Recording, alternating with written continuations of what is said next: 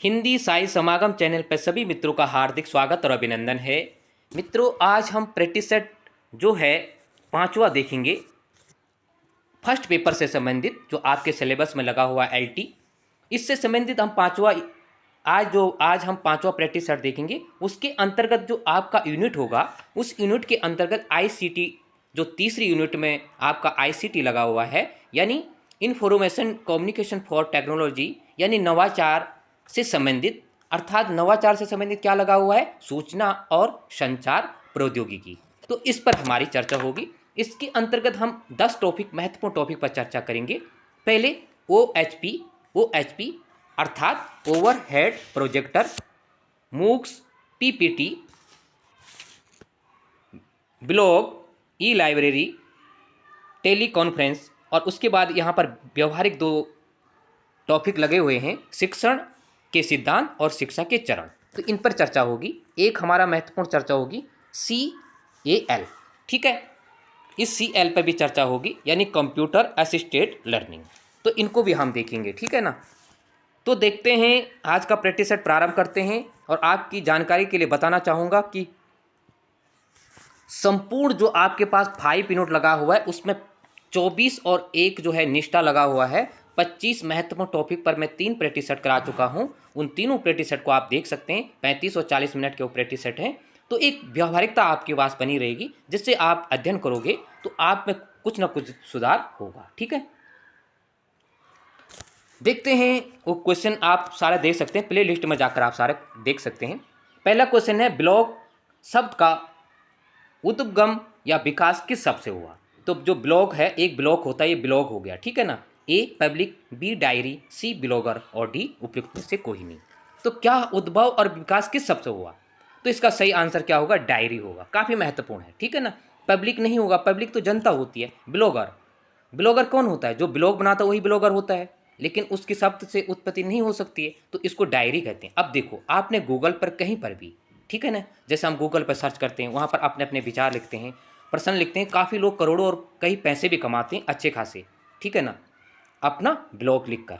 तो ब्लॉग जो है एक डायरी तो हुई, एक पर्सनल बात आप उस पर लिख सकते हैं, तो उसको डायरी का ही रूप माना जाता है। अंग्रेजी में आएगा तो ब्लॉग हो जाएगा, और नहीं तो वहाँ पर क्या हो जाएगा, अर्थात डायरी ही इसको कहेंगे। तो इस महत्वपूर्ण पॉइंट को आप नोट कर लेना। अब क्या होता है ब्लॉग, देखो एक तरह का वेबसाइट होती है। हम अपने विचार, अनुभव, सुझाव दूसरों के समक्ष ब्लॉग के माध्यम से क्रमित या उनके सम्मुख अपने विचारों को रख सकते हैं, ठीक है। और इसी प्रकार से लोग उसको, बहुत से लोग देखते ही रहते हैं, ठीक है ना। आगे दूसरा नंबर का प्रश्न है, टेली कॉन्फ्रेंस के लिए आवश्यक नहीं है। तो टेली कॉन्फ्रेंसिंग या टेली कॉन्फ्रेंस के लिए क्या आवश्यक नहीं है, उसके लिए आवश्यकता पड़ेगी ना। तो किसकी आवश्यकता पड़ेगी, web camera, B monitor, C TV या प्रोजेक्टर और डी माउस। तो आवश्यकता नहीं है, तो किसकी आवश्यकता नहीं पड़ेगी, तो इसका सही आंसर क्या होगा, माउस की आवश्यकता नहीं पड़ेगी, ठीक है। जब हम कोई भी टेली कॉन्फ्रेंस जब हम करते हैं, उससे जुड़ते हैं, देखो एक आभासी है। आभासी अर्थात आप दिल्ली में हैं, कोई देहरादून में हैं, तो हम उस टेली कॉन्फ्रेंस के माध्यम से उनसे जुड़ सकते हैं, ठीक है ना। यह महत्वपूर्ण है। तो इसको क्या कहेंगे हम, तो इसमें जो किसकी आवश्यकता नहीं होगी, तो इसमें आवश्यकता किसकी नहीं होगी, माउस की आवश्यकता नहीं होगी, ठीक है। पहले तो वेब कैमरा आपके पास चाहिए, वेब कैमरा आपके पास चाहिए, जिसको वीडियो कैमरा भी कहेंगे हम एक तरीके से, ठीक है। उसके बाद मॉनिटर भी की आवश्यकता आपको होगी, ठीक है, बिना टीवी प्रोजेक्टर की तो होगी नहीं, ठीक है। माइक्रोफोन की भी आवश्यकता होगी, और एक आप कर लेना लाउड स्पीकर की, और एक माइक्रोफोन। आप लोग इनमें 2 चीज़ें नोट कर लेना। आगे तीसरा नंबर का प्रश्न है, आप अगर ब्लॉग, गौर कर देना इसको, में काम करते हैं तो उसे क्या कहते हैं। अगर आप, यानी कोई भी, जैसे कि आप यूट्यूब पर करते हैं, लेकिन यूट्यूब का अलग माध्यम होता है, और आप गूगल पर कुछ लिखते हैं तो उसका माध्यम अलग होता है, ठीक है। तो अगर आप ब्लॉग में काम करते हैं तो उसे क्या कहेंगे, ए ब्लॉगिंग, बी ब्लॉगर, सी ब्लॉग स्पॉट, डी उपयुक्त में से कोई नहीं। तो क्या कहेंगे उसको हम, निश्चित तौर पर कन्फ्यूजन होगा, लेकिन आप 1-2 बार देखेंगे तो निश्चित तौर पर आपका भी इन महत्वपूर्ण जटिल क्वेश्चनों का भी समाधान हो सकता है। तो आप कन्फ्यूजन नहीं होंगे। तीसरा का सही आंसर क्या होगा? तो तीसरे का सही आंसर क्या होगा? इसको क्या कहेंगे हम? इसको कहेंगे, जो तीसरे नंबर का है इसको ब्लॉगर कहेंगे, ठीक है ना? नहीं, ब्लॉगिंग कहेंगे इसको। ए इसका आंसर होगा, तीसरे का ए होगा। अब देखो क्यों होगा, ठीक है ना? इसलिए होगा, आप अगर ब्लॉग में काम करते हैं तो ब्लॉगिंग होगा। अगर आप ब्लॉग बनाते हैं, अगर आप ब्लॉग बनाते हैं तो वहाँ पर क्या होगा? कन्फ्यूजन नहीं होंगे, वहाँ पर ब्लॉगर होगा। अब ब्लॉग स्पॉट क्या हुआ? जैसे आप गूगल पर, जैसे गूगल पर आपने बनाया, ठीक है, गूगल पर आपने सर्च किया और गूगल पर आपने एक गूगल प्लेटफॉर्म है, मतलब गूगल है, गूगल पर आप गए, वहाँ पर आपने ब्लॉग लिखा तो उसको ब्लॉग स्पॉट कहेंगे, ठीक है ना? ब्लॉगिंग क्या हो गया? अगर आप ब्लॉग में काम करते तो आप ब्लॉगिंग हो गया। ब्लॉगर क्या हो गया? अगर आप जो है ब्लॉग बना रहे हैं तो आप ब्लॉगर होगा। तो इन महत्वपूर्ण तथ्यों को नोट कर लेना। थोड़ा कन्फ्यूजन है, जैसे जैसे आप करोगे तो आपके समझ में निश्चित तौर पर आएगा ही आएगा। चौथा नंबर का प्रश्न है, भारत की सबसे बड़ी ऑनलाइन लाइब्रेरी का नाम है। अब कहीं पर स्थित तो नहीं हो सकती, ऑनलाइन लाइब्रेरी के बारे में आप जानते हो, ठीक है? ANDLBNPLCNPLLDNAPL, ठीक है? तो इसका सही आंसर क्या होगा? तो जो सबसे बड़ी लाइब्रेरी क्या है, उसका क्या नाम है? आपके पास लगा हुआ है ना, ई लाइब्रेरी लगा हुआ है, तो इसका सीधा आंसर होगा ए, यानी नेशनल डिजिटल लाइब्रेरी, ठीक है? इसका पूरा नाम यह होगा।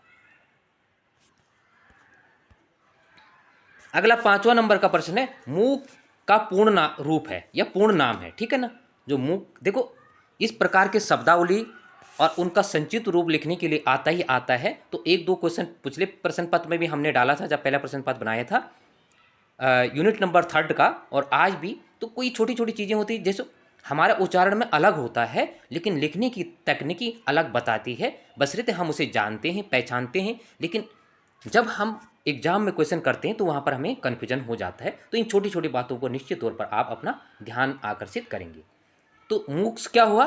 मूक्स क्या हुआ का पूर्ण रूप क्या है? Media open online course, B massive open online course, C message open online course, D उपयुक्त में से सही सभी, उपयुक्त में से सभी। तो इसका सही आंसर क्या होगा? एक निःशुल्क वो है ना, ऐप है ये भी, जहां आप निःशुल्क शिक्षा प्राप्त कर सकते हैं। तो इसका सही आंसर क्या होगा? सी होगा, बी होगा, मैसिव ओपन ऑनलाइन कोर्स होगा, ठीक है ना? तो इस महत्वपूर्ण तथ्यों को भी आप नोट कर लेना, 5वां का, ठीक है ना? तो इस प्रकार से काफ़ी चीज़ें आपको अपने ध्यान देना ही देना होगा।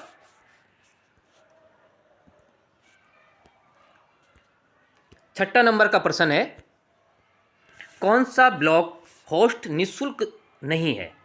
जो ब्लॉग होगा ना, होस्ट निःशुल्क नहीं है। देखो कुछ ब्लॉग लिखे जाते हैं जहां आप निःशुल्क अपना ब्लॉग लिख सकते हैं, जैसे गूगल पे, गूगल प्लेटफॉर्म पर, या ऐसे कई नाम है, ठीक है? और कुछ इस प्रकार के हैं जहां पर आप पैसे देने होंगे तभी वहां पर आप ब्लॉग लिख सकते हैं, वरना आप वहां ब्लॉग नहीं लिख सकते हैं। तो निःशुल्क कौन कौन से ब्लॉग हैं? ए Go Daddy, B blue host, सी होस्ट गेस्टर, और डी वर्ड प्रेस, ठीक है? ये वर्ल्ड नहीं है, वर्ड प्रेस होगा, ठीक है ना? तो कौन सा इसमें नहीं होगा? तो इसका सही आंसर क्या होगा? डी होगा, ठीक है ना? गो डैडी नाम याद कर लेना, कुछ उल्टपटांग नाम है तो आप थोड़ा सा स्मरण करोगे तो आपको पता चलेगा, वहाँ आ गया गो डैडी क्या हुआ, तो आप दूसरा अर्थ उसका समझ जाओगे हिंदी में। तो इसलिए थोड़ा सा इस एक नज़र इस प्रकार के भी देखो। निश्चित तौर पर नया सिलेबस है तो कुछ ना कुछ खिचड़ी तो पकेगी, ठीक है ना? और आपको निश्चित तौर पर अपने को भ्रमित नहीं करना है, एकाग्रचित्त होकर आपको अध्ययन करना है। तो देखो, GoDaddy, Bluehost, HostGator, ये सारे क्या हैं? निःशुल्क हैं। परंतु वर्ड प्रेस जो है, यहाँ पर आपको पैसे खर्च करने पड़ेंगे, यह निःशुल्क नहीं है, ठीक है ना?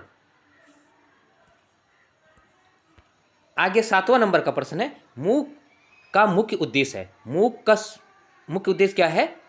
ए व्यावसायिक शिक्षा, बी खेल और व्यायाम शिक्षा से, सी मुक्त शिक्षा और दूरस्थ शिक्षा से, डी इंजीनियरिंग शिक्षा से। तो मूक्स का मुख्य उद्देश्य क्या है?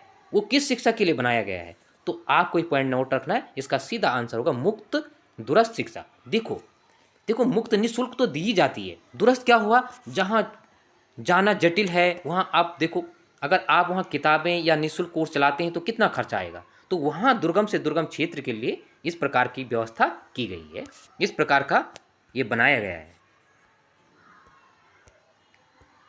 8वां नंबर का प्रश्न है, ओवरहेड प्रोजेक्टर के कितने प्रकार हैं? ठीक है ना, ओवरहेड प्रोजेक्टर के कितने प्रकार हैं? ए 3, बी 5, सी 6 और डी 4। तो ओवरहेड प्रोजेक्टर के कितने प्रकार होंगे? तो आप कन्फ्यूजन नहीं होंगे, इसका सही आंसर क्या होगा? ए यानी 3 प्रकार होंगे। ठीक है ना। अब क्या क्या होगा? सिंगल होगा, डबल होगा और ट्रिपल होगा। ठीक है, तो इस महत्वपूर्ण पॉइंट को आप नोट कर लेना कि 3 ओवरहेड प्रोजेक्टर, क्योंकि फर्स्ट में ही आपका ओवरहेड प्रोजेक्टर लगा हुआ है। ठीक है ना।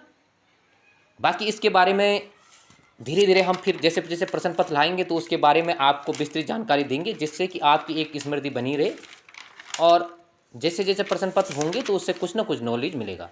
देखो, जो प्रोजेक्टर होता है ओवरहेड एचपी क्या है? वास्तव में वो एचपी है क्या? देखो, शिक्षक अपने छात्रों की शंकाओं को दूर करने के लिए एक प्रकार से, जैसे वीडियो हो गया, इन्फो ग्राफिक हो गया, टूल्स हो गया, सूचनाओं के माध्यम से उसका उपयोग करता है। ठीक है ना। जैसे आप प्रोजेक्टर पर पहले फिल्में देखते थे ना, पर्दे पर एक फोकस पड़ता था, छोटी स्क्रीन होती थी, बड़ी स्क्रीन पर आपको कुछ नजर आता था, तो उसी का ये आप रूप मान सकते हो, उसका छोटा रूप मान सकते हो, अपने ध्यान आकर्षित कर सकते हो। तो जैसे हम वीडियो के माध्यम से या टूल्स के माध्यम से एक बड़े से या टीवी ही लगाओ, उसका छोटा सा रूप, उसके माध्यम से अगर बच्चों को पढ़ाते हैं तो वहाँ पर क्या होता है कि बच्चे की जो शंकाएँ होती हैं, जो दुविधाएं होती हैं, वो दूर होती हैं और सीखने की क्षमता का विकास बेहतर से बेहतर होता है। इसीलिए यह लगा हुआ है। तो निश्चित तौर पर लगा होगा तो उसका महत्व भी बड़ा होगा। 9 नंबर का प्रश्न है, शिक्षा या प्रशिक्षण के लिए उपयोग किया जाता है? शिक्षा या प्रशिक्षण के लिए क्या उपयोग किया जाता है? OHP, बी CAL, सी PPT और डी ब्लॉक। तो क्या किया जाता है? शिक्षा या प्रशिक्षण के लिए क्या उपयोग किया जाता है? तो इसका सही आंसर क्या होगा? ये होगा। ठीक है ना। अभी बात की थी शिक्षा और देखो, सारे चीज़ें शिक्षा के लिए ही हैं। ठीक है ना। अगर आप कंप्यूटर असिस्टेड लर्निंग का कार्य करते हो तो वो भी सीखने के लिए ही है।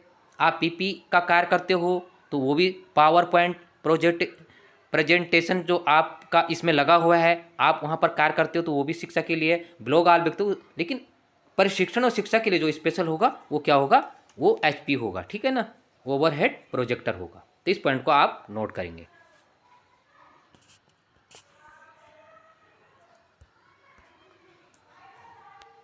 दसवां नंबर का प्रश्न है, ओवरहेड प्रोजेक्टर के माध्यम से शिक्षक अपने छात्रों की शंकाओं को दूर करने के लिए सामग्री का प्रयोग करता है। ठीक है ना, अभी इस पर बात हुई थी। तो ओवरहेड प्रोजेक्टर जो शिक्षक उसका अपने छात्रों के लिए प्रयोग करता है, उनकी समस्याओं के लिए। ठीक है ना, संख्याओं के लिए नहीं, समस्याओं यहाँ पर होगा, को दूर करने के लिए, शंकाओं को। ठीक है ना। तो सामग्री का प्रयोग क्या करता है? ए वीडियो, बी इंफोग्राफिक, सी टूल्स, डी उपयुक्त में से सभी। तो क्या होगा? आप ओवरहेड प्रोजेक्टर के माध्यम से ये इसी के सामग्री के कुछ भाग हैं। तो आप अगर अध्ययन करा रहे बालक को, बच्चों को आप अगर कक्षा में अध्ययन कराते हैं तो इसका सही आंसर क्या होगा? उपयुक्त सभी होगा इसका। ठीक है।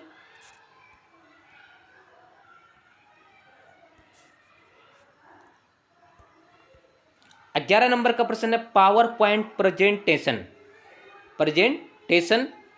पीपीटी को विकसित किया। तो पीपीटी को विकसित किसने किया? काफी महत्वपूर्ण प्रश्न है। ए एप्पल ने, बी गूगल ने, सी माइक्रोसॉफ्ट ने और डी इसमें से कोई नहीं। तो इसका सही आंसर क्या होगा? तो इसका सही आंसर क्या होगा? किसने किया? माइक्रोसॉफ्ट ने किया। काफी महत्वपूर्ण प्रश्न है, इस पॉइंट को आप।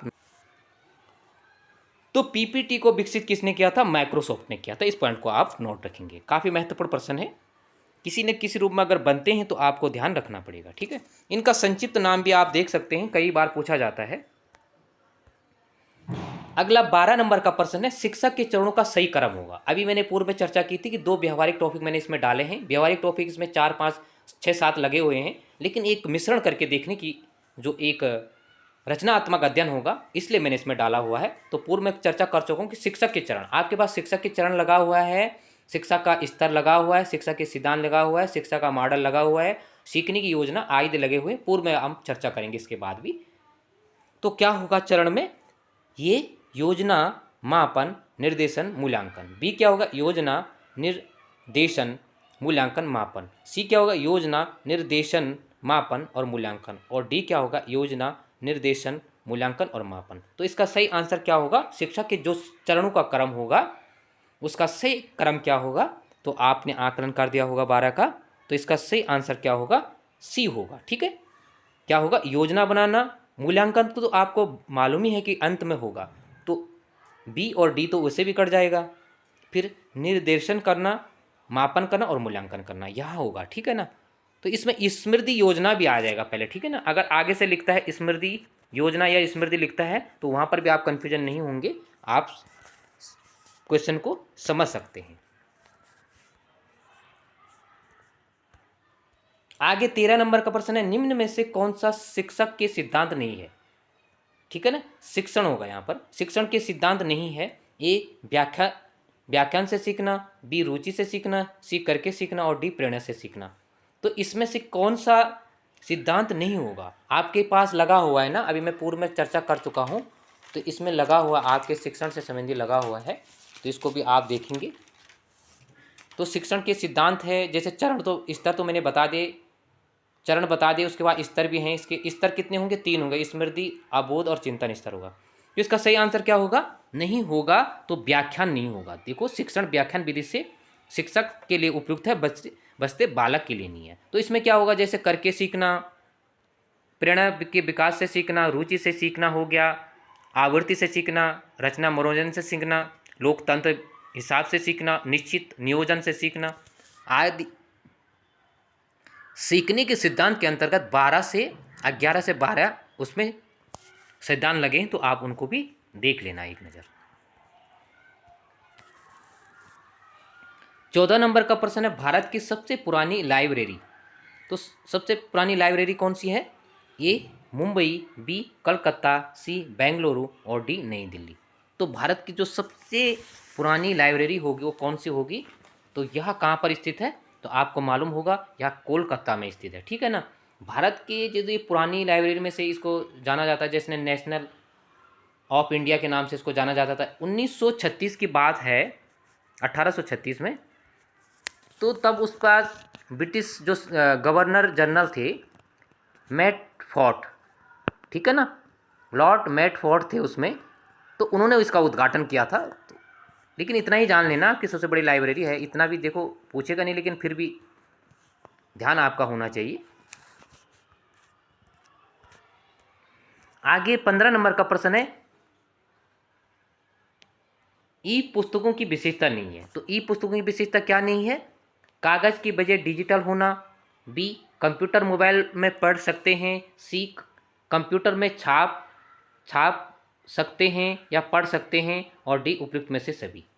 तो ई पुस्तक के देखो, ई लाइब्रेरी है, जब पुस्तकें हों तो लाइब्रेरी भी होगा। ठीक है ना, तो इसके क्या है, क्या विशेषता है? देखो, कागज़ की वजह डिजिटल, यह तो सही हो सकता है। आप कंप्यूटर मोबाइल में पढ़ सकता है, यह भी सही हो सकता है। इंटरनेट पर छाप सकते हैं, इंटरनेट में लिख सकते हैं और पढ़ सकते हैं। ठीक है ना, छापने का मतलब आप लिख सकते हैं, पढ़ सकते हैं, कुछ भी बना सकते हैं।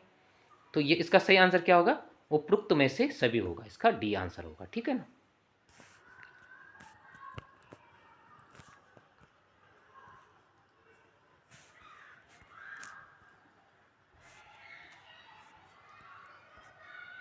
आगे 16 नंबर का प्रश्न है, ब्लॉग लिखने के लिए कौन सा प्लेटफॉर्म नहीं है? ठीक है, आप जहां पर ब्लॉग बना सकते हैं, ब्लॉग लिख सकते हैं, तो वह कौन सा प्लेटफॉर्म नहीं होगा? A Facebook, B television, C YouTube और डी टेलीग्राम। तो क्या नहीं होगा?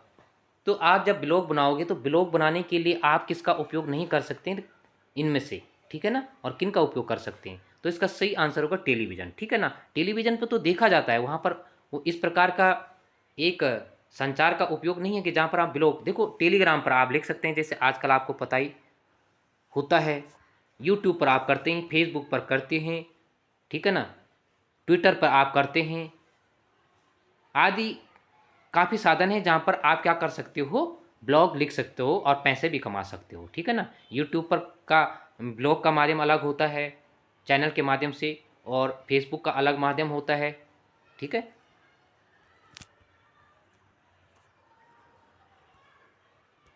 17 नंबर का प्रश्न है, ई पुस्तकें हैं सबसे लोकप्रिय और प्रचलित फॉर्मेट, ठीक है ना। ई पुस्तक के लिए आजकल का जो काफ़ी प्रसिद्ध फॉर्मेट है वो कौन सा होगा? पीडीएफ, पीपीटी, फेसबुक और इंस्टाग्राम। तो इसका सही आंसर क्या होगा? तो इसका सही आंसर होगा पीडीएफ, ठीक है ना। कई बार देखो, इस सबसे अच्छा साधन है कि आप कहीं पर भी कोई क्लास ले रहे हो, कोई भी चीज़ें हैं, तो एकदम से आप एक दूसरे को शेयर कर सकते हो, ठीक है ना। और इससे आपको काफ़ी उपयोगी जानकारी मिल सकती है। आप देखे देखे दूर से भी कहीं से भेज सकते हैं, दिल्ली में कहीं पर भी आप कोचिंग ले सकते हैं, तो वहाँ से अपने घर में बैठे बैठे आप इस पीडीएफ का उपयोग कर सकते हैं। आपने वीडियो देखा, वीडियो के पास आपने का समय नहीं बचा, तो आप अपने रचनात्मक अध्ययन के लिए पीडीएफ का उपयोग कर सकते हैं। तो यह सबसे लोकप्रिय और प्रचलित फॉर्मेट है ई पुस्तक का, ठीक है।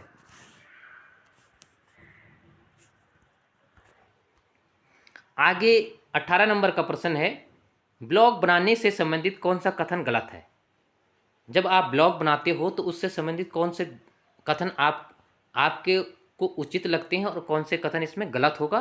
तो उसके लिए क्या करना पड़ता है आपको? ए, सबसे पहले अपने ब्राउज़र के द्वारा ब्लॉगर कॉम पर जाए, ठीक है। बी, अपने ब्लॉग का नाम डाले। सी, ब्लॉग पेज पर ओपन होने पर लॉग आउट करे। और सी, स्क्रीन पर थीम लिखे और अपने अनुकूल थीम बनाए, ठीक है ना। जैसे आप बना रहे हैं, आप गूगल पर गए, ठीक है ना, गूगल पर आपने कुछ लिखा, तो सबसे पहले तो आप क्या करोगे? ब्राउज़र में के माध्यम से ब्लॉगर कॉम में जाओगे, ठीक है ना। ब्लॉगर कॉम में जाओगे, या तो सही हो सकता है। फिर अपने ब्लॉग का नाम डालोगे जो आप बनाओगे, जिस सब्जेक्ट में बनाओगे। अगर मैंने टॉपिक बनाया है तो मुझे 3rd यूनिट लिखना पड़ेगा, या ब्लॉग पर लिखना तो मैं उसमें ब्लॉग डालूंगा। ब्लॉगर पेज ओपन होने पर आप उसको लॉग आउट करें। तो लॉग आउट क्यों करेंगे भाई? जब खुला ही नहीं तो वो बंद क्यों हो जाएगा? उसको लॉग ऑन करेंगे, ठीक है ना, ऑन करेंगे उसको, ठीक है ना। आउट होने की तो वो तो लास्ट में होगा ना। अभी आपने बनाया नहीं, अभी तो ओपन किया है आपने, तो इसका सही आंसर क्या होगा? सी होगा। स्क्रीन पर आप थीम डालते हो और उसके आप अपने अनुकूल जो भी सब्जेक्ट आपको, टॉपिक और सब्जेक्ट आपको उचित लगे उस पर आप बना सकते हो।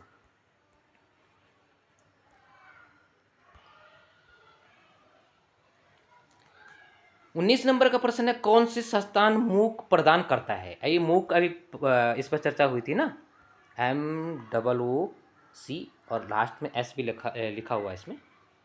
तो इससे संबंधित जो संस्थान मूक प्रदान करती है, तो कौन सा संस्थान करती है, यानी कुल मिला के इसको कौन सा संस्थान चलाती है, किसके अनुरूप यह चलता है?